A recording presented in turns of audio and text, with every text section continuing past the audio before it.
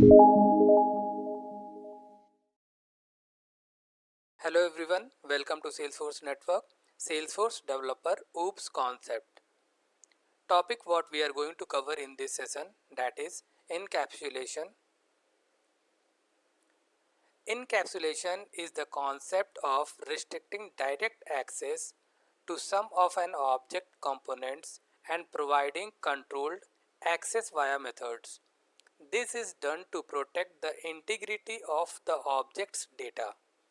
Encapsulation can be used to hide both data members and data functions or methods associated with an instantiated class or object.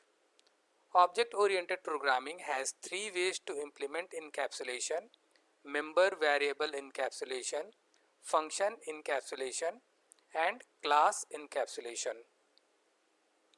Let's see an example. Public, class, car, private properties have make, model and year,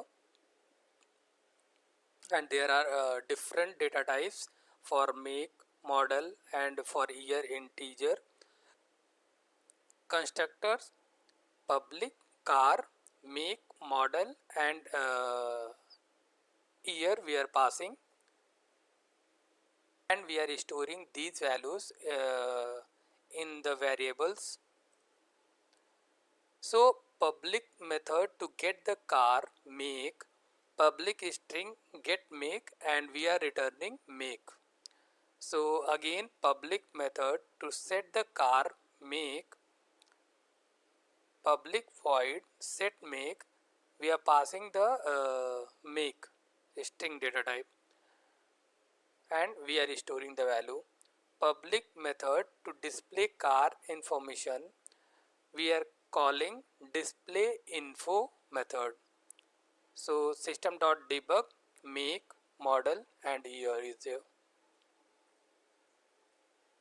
Thank you.